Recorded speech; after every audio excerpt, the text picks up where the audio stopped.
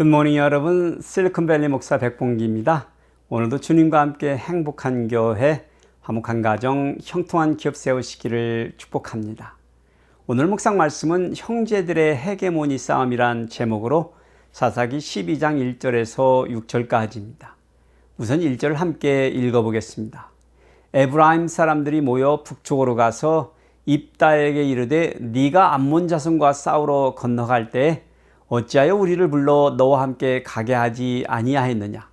우리가 반드시 너와 내 집을 불사르리라 하니. 아멘.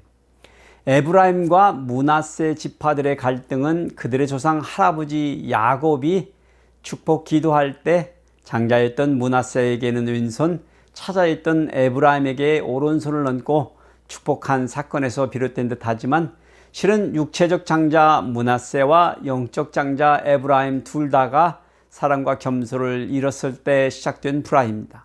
그렇게 싹튼 갈등이 가시화된 것은 에브라임 지파였던 이스라엘의 지도자 여호수아가 죽고 나자 서서히 에브라임 지파가 12지파의 힘의 중심에서 밀려나기 시작했을 때부터입니다.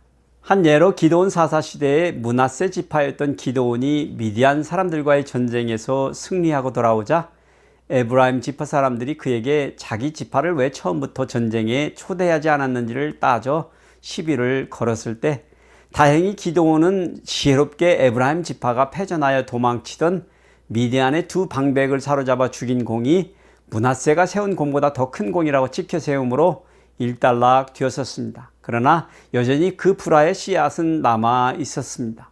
그런데 그 불씨가 불타오른 사건이 발생했는데 그것은 아비멜렉이 그의 아버지 기드온이 죽고 나자 자기 어머니의 지파 에브라임 지파 중 세겜 사람들의 후원을 받고 므낫세 지파에 속하였던 기드온의 69명의 아들들을 죽여버리고 스스로 왕이 된 사건입니다.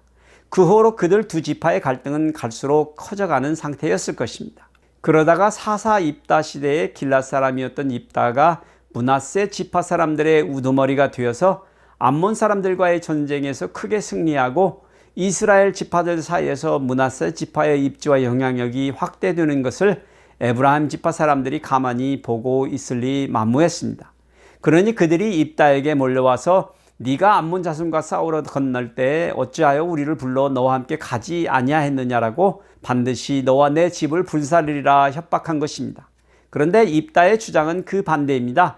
그들이 도리어 구원을 요청하는 입다의 청을 거절했다고 주장한 것입니다. 입다는 그들 에브라임 지파 사람들이 도와주지 아니함으로 자신이 목숨을 걸고 암몬 자손과 싸워서 여호와의 은혜로 겨우 승리하였다고 증언한 것입니다. 결국 터지고야 말 것이 터진 것입니다.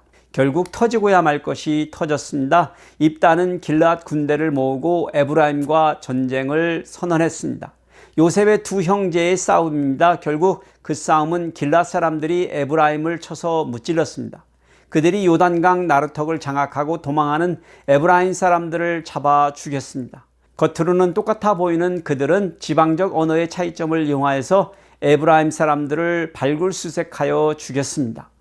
에브라임 지파 사람들이 쉽 발음을 잘 못하여서 십으로 발음하므로 강나루를 건너는 사람마다 시냇가라는 뜻의 히브리 말 십볼렛을 발음해보라 하여서 그것을 십볼렛이라고 발음하면 그 사람들을 에브라임 사람으로 생각하고 곧 잡아서 죽였던 것입니다. 출애굽 당시 4만 5천 명이었던 에브라임 지파의 장정들을 4만 2천 명이나 죽인 이 전쟁의 승리는 므낫세의 것이었습니다. 그러나 결국은 패자만 있는 불행한 형제의 전쟁이었습니다. 하나님께서 허락하신 싸움이 아니었기 때문입니다. 그렇습니다. 형제들의 헤게모니 다툼은 외적의 침입과 함께 하나님의 말씀에 순정하지 않는 암울한 시대에 나타나는 두 번째 현상입니다. 인간의 임의적인 수단과 방법으로 세워지는 세상에서는 필연적으로 인간끼리의 관계도 파괴될 수밖에 없다는 진리를 가르쳐주는 역사입니다. 그러니 여러분, 우리의 육체적 유산이나 영적인 유산은 둘 다 하나님의 유산임을 기억하시고 하나님께 늘 감사하시며 불완전한 형제들에게는 늘 겸손과 용서로 하나님의 영광을 드러내시는 여러분들 되시기를 축복해 드립니다. 주님과 함께 행하영